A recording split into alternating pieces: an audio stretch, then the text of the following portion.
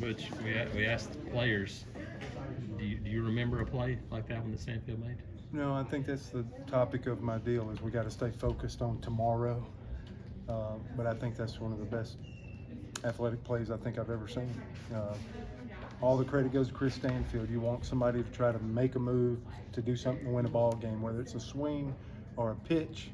In that case, it was tagging up on a sack bunt. And I'm not sure anybody in the park would have thought anything different. But I think he thought he could make it.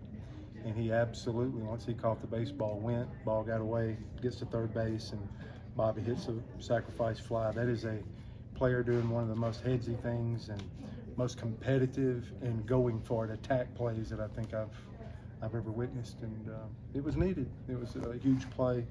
And he was the first one that really got the fastball to Smith too, starting the second time through the lineup. So didn't get anything for that except for an F7, but I think I noticed it watching the game as you start that second time through the lineup. Chris Stanfield came ready to play tonight. Tommy, got to ask the question, but just to have such a complete night on the mound and have the pitching play difference maker, just what does that mean for this team and your staff? We've been working at this for a long time, and it's one night. You know, we won a first game at Florida. I think we won a first game at Alabama. That's why we've been here before and get a group to stay focused on we need to be the best team on the field tomorrow. That's really the only goal. Whether we lost 2-1 tonight, won 2-1, we need to try to be the best team on the field tomorrow. But Vail has never really started a game, and it's just fun to watch him evolve.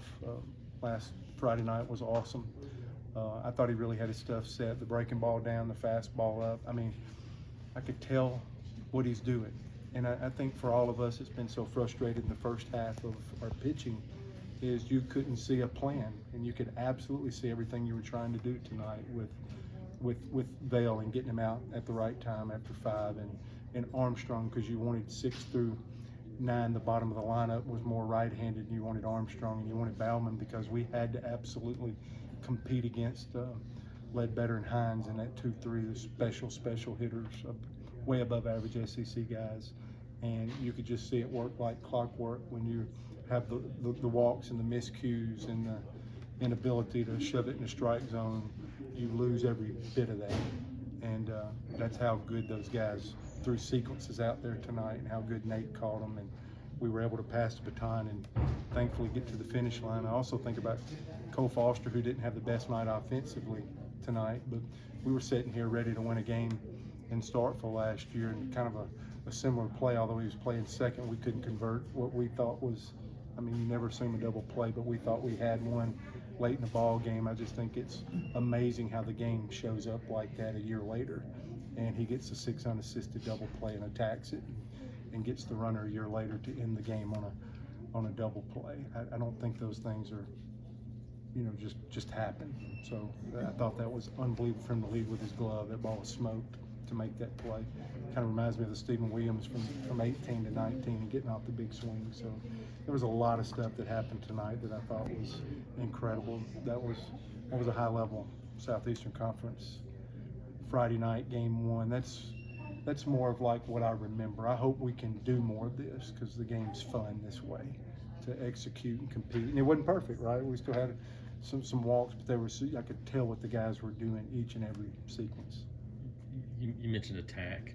Do you feel like that was the most you guys have attacked on the mound in a while? Even though, like I said, there were some walks here or there, but they were attacking guys instead of pitching passive, weren't they? Yeah, I just growth. I think I used the word modest last week. I saw modest growth last week, and probably for a few weeks we wasn't in position to win a game 2-1. I think we gave up 4, 4, and 6 last week. It's pretty nice to play limbo and get beneath here and to win a 2-1 ball game. We need to embrace that. I mean, it's been tough and be challenged. We don't need to run from that. This needs to be embraced. Possibilities of what we can do. We've been hunting for this. We've been searching for this. We hadn't just been saying, hey, the game will turn up for us at some point. We've been meeting more and grinding through here and adjusting and turning ourselves inside and out. This night needs to be lifted up. Regardless, I said we got to stay focused on tomorrow, but this didn't just happen tonight. This has been worked for a period of time by a bunch of guys that's hung in there for us.